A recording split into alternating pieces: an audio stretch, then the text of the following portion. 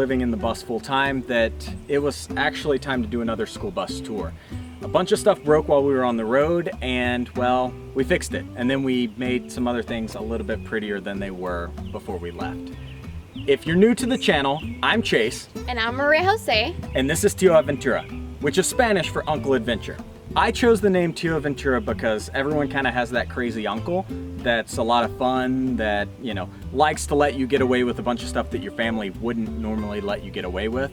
And well, for us, we quit our structured 9-to-5s, weekends off, to travel full-time around the United States in this big land well. Then now we call our home.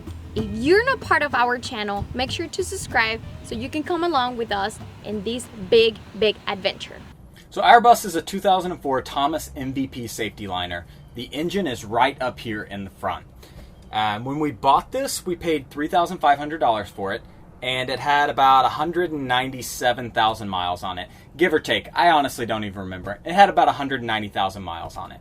The bus has a Caterpillar inline 6 3126, a 7.2 liter engine. It's a powerhouse. Not necessarily for top end, but it has a lot of torque, so it gets us where we need to go. It is diesel. We tow a Jeep behind it, and we get about 9 miles per gallon with the Jeep in tow. Without the Jeep in tow, we were averaging somewhere around 11 miles per gallon.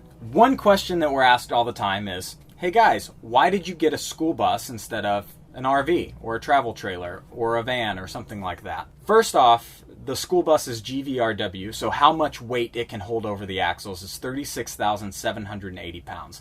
That's a lot of weight. We're not using a large majority of that potential, but it's there in case we needed it. Another thing is every line in our ceiling is a rib for the bus. And school buses are meant to be one of the most structurally sound things on the road, transporting kids to and from school. This school bus is meant to withstand its weight upside down. It's a perfect foundation with the powerhouse already in it for a really inexpensive amount of money. We were able to design our school bus from the floor up, and that's something that we really wanted that we wouldn't necessarily have had the opportunity to do in an RV or motorhome. So we have an exterior light monitor up at the top of the bus where our Bluetooth audio receiver is. And that was a big clunky piece of metal. We ripped out all the heavy metal stuff and just built a lightweight wooden frame because we had issues driving down the road and our light monitor falling off. And that just wasn't safe, it wasn't reliable, and we just weren't happy with it. And now it looks a whole lot better. Welcome to our living room, which is where we spend most of the time, but also it can convert to a guest bed. It's a queen-size bed. We had an old mattress that we cut and made the cushions from. We made it. We want to be hands-on on the bill, trying to save as much money as we could. So we bought a sewing machine, made curtains, made cushions, and saved some money. Something else that we changed in the living room area, it's the armrest. We wanted it to be as comfy as possible. We stained them a little bit darker, so if there's a spill or they get dirty, we can just wipe it up and you will never be able to tell. We also changed the armrest behind the driver's seat. We made it a little bit smaller, that way Chase can move the seat around and be a little bit more comfortable while driving. When we decided to buy a school bus, storage was one of the biggest things for us. That's why we went with bigger size bus and tried to plan so we could keep the most important things for us. Now we have way too much space. We don't have pretty much anything underneath the sofas, but if you have to, you can store things underneath the seats in both sides.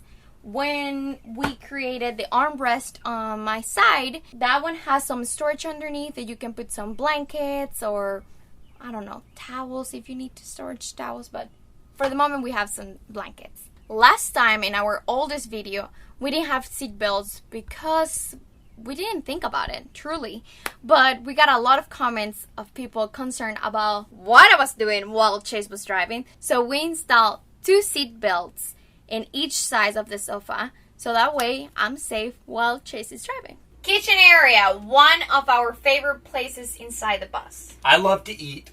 I like sometimes to cook. I like to eat and cook too. When we were designing the school bus, we wanted to have something a little bit more private, so we went with an L-shaped kitchen. We didn't change floor plans for the bus much, but the areas that we did change were right here, the kitchen. Well, I thought it was gonna look much better if we have the big fridge in this part. So it was more like an open area when you came inside the bus. But my concept prevailed. Chase's point was we were gonna be able to have more storage if we had the fridge in that size. Also, it was gonna look a little bit more appealing than just having like a big fridge in front of your eyes. And I have to agree, you're right today. Just this time.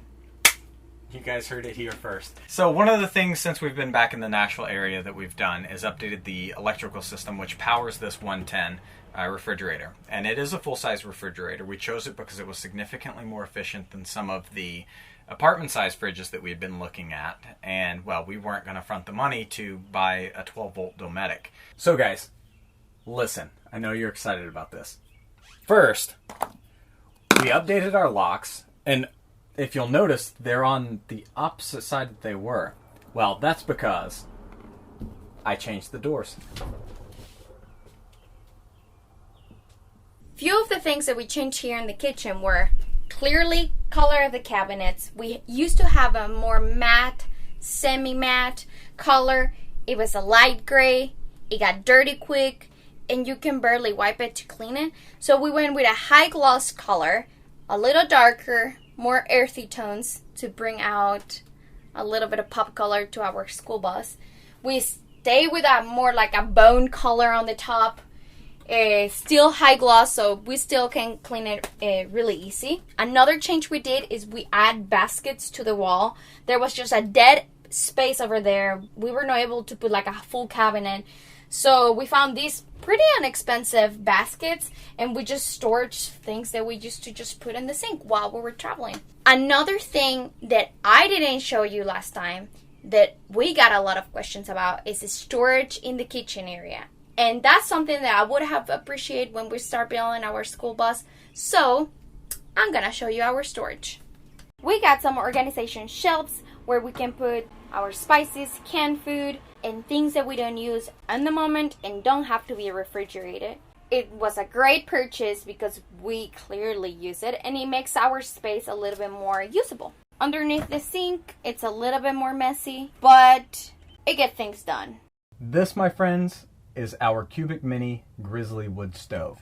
A wood stove that has heated this school bus through very cold temperatures. We've had the bus in temperatures of around 20 degrees, and this thing has kept us warm. This was something that was a must-have for me when we bought the bus and started converting it. And man, let me tell you, I am so glad that we got it.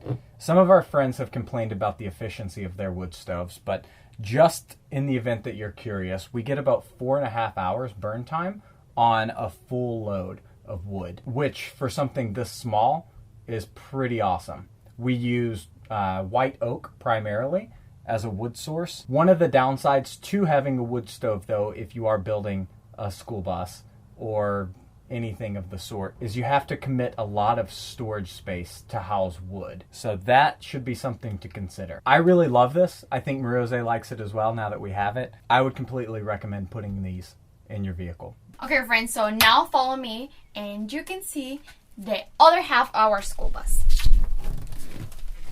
Something else that we changed while we were doing renovations to the bus is this little closet area. We truly didn't have a place to storage all our equipment for recording, making videos, taking pictures. We made some shelves where we can storage most of our equipment, pretty much all the equipment, and it has worked perfectly fine for us.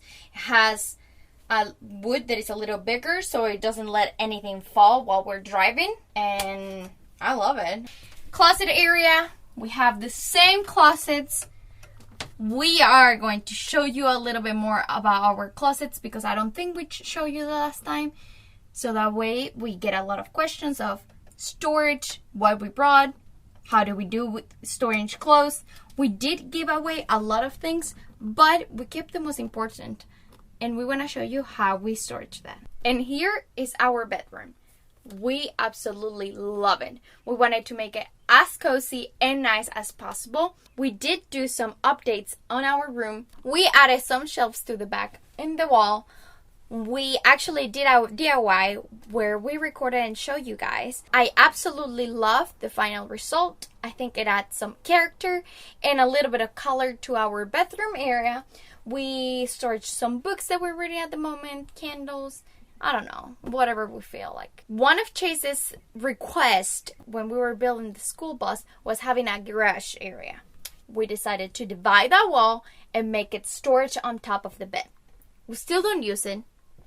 We do have like some papers and things in there, but we truly don't use all the storage we have. Another part that it's my favorite in the whole bus, it's my makeup area. I'm a makeup artist, and while giving my life to the road didn't mean that I was gonna give all my passion away. So we planned how it was gonna look. We got some IKEA cabinets where I'm able to storage all my makeup. It doesn't work the best because my house pretty much moves all the time. It has worked for me so far. I'm planning on posting some of my makeup videos just because I get a lot of people requesting it on this channel. Let us know what day you would like to see it. We are thinking of probably add it to one of the other 2 days that we posted our travel vlogs. So just comment down below and tell us when would you like to see my makeup videos. But for me, I planned the entertainment area. So we brought a TV that we had in our home. We picked up this little media console cabinet from TJ Maxx on discount because it was broken, but it wasn't really. And then Mariijose was nice enough to let me bring my Xbox and my PlayStation, which we've turned on all of about 3 times, maybe 5 times now that we've been on the road. There's not much to this. We have a digital antenna up on the roof, so no matter where we're at, we can get at least a couple local channels. We can watch some old spaghetti westerns, which I love. They put Mariijose to sleep. And then it gives me a little space to have a junk drawer. When we did our renovations, we made our solar system significantly more efficient by removing about 25 feet of length of cable. So what that meant is we rerouted the wires from our solar panels to our charge controllers to a completely different area of the bus. Most of that equipment now is inside of the bus, ran down through one of the walls in the closets, and then we have them all connected to the front side of our bedroom. So it's super easy to access. We can maintain it. We know a lot of our status and levels super efficiently and easily. We'll go back into the bathroom. We didn't really renovate much in there, and I'll show you. But we did fix our door. It was severely cattywampus after just a little bit of driving on the road. So now it lines up very well. So we store our ladder here on the back side of our bathroom door. We'll show you what that's about here in a little bit. So here's our bathroom. It measures somewhere around 5 feet by 6 feet. Close. We really didn't do many updates to it. For anyone who's new, we have a subway tile and marble shower. We tiled it ourselves. We haven't had any issues going down the road. We found the base, which is 33 by 33 from a discount scrapyard. And then the rest of it, well, we just made it as comfy as we would have in a house. I guess the only updates that we do have in here from the last time is I updated some of the paint colors. We broke the mirror that was above the bathroom vanity. Yeah, twice, but not a whole lot's changed here. We have a standard RV toilet that goes down to 65-gallon black water tank. Our sinks go down to a almost 60-gallon gray tank. All of our water is fed from a 100-gallon freshwater tank, which we thought that was going to be more than enough, 100 gallons for the 2 of us and our dogs on the road. But now we're contemplating reorganizing some of our understorage and adding a second 100-gallon water tank, because water when you're boondocking is not as easily accessible as one might think. Here we are, our deck area. It was a must-have for Chase. For me, I didn't think we needed it, but now I truly love it. We spend most of our nights here just watching the sunset. It's a perfect spot for it. It's an 8x8 deck with staining. It's very durable. We actually even open a hole in the middle and we can put an umbrella and chairs for the summertime. So it's very comfortable. I would not change anything about this deck. We actually have quite a bit of storage on the bus, and like I said earlier, it's important for things like wood, fluids for the bus, other types of things. Let's just show you what we've got. Mariijose and I were extremely lucky when we found our school bus because it already came with the lockable under storage bins. We just had to provide a key. Some of the things that we store under here are our propane, some paint stuff, our poop hose, because we have a black water tank, so this is important.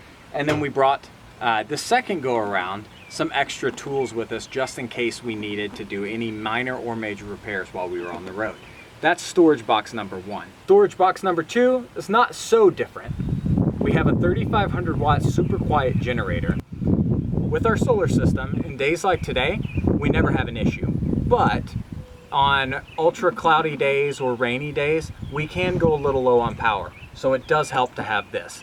And if there's something that you know about Mariijose and I, it's when we travel, bad weather follows us. So we typically find ourselves in really thunderstorm and rainy areas or a ton of overcast. So this thing has been extremely useful for us to have since we hit the road in August. So while we're out here, I might as well tell you guys, we have a Suburban 6-gallon propane and electric water heater. This can run off of our solar setup as well as off of our propane. It can run while we're plugged in with our generator, whatever we want.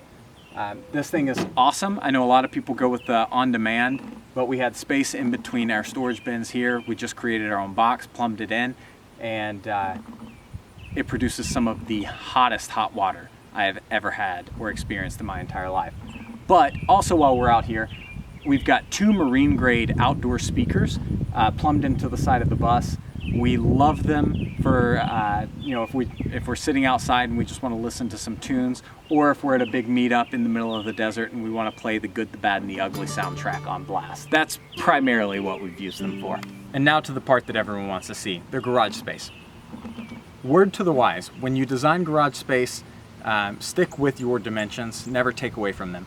We had originally planned 2 feet of garage space. We shrunk that down to about 18 inches, and you know, 6 inches doesn't seem like a lot, but in a small space, 6 inches is a whole lot. While we're back here, we do tow our Jeep. We have a Falcon 2 Pro road kit by Roadmaster, a Class 5 hitch actually for a Ford F-250 that bolted up perfectly fine to the spots underneath the bus, and yeah. Let's go to the garage. It doesn't look like much because, well, that's a garage. We house our chairs, some yoga mats, some snowboarding equipment, just a lot of the stuff that we didn't really want to have cluttering up the storage space underneath or inside of the bus. We were able to make it fit back here very easily. We've got the heart and soul of our solar setup here. This is our Ames 4,000 watt inverter. This has a built-in transfer switch, so it charges our batteries when we have to run our generator as well. And then underneath this rubber mat, we have our new placement for our VMAX tanks AGM batteries.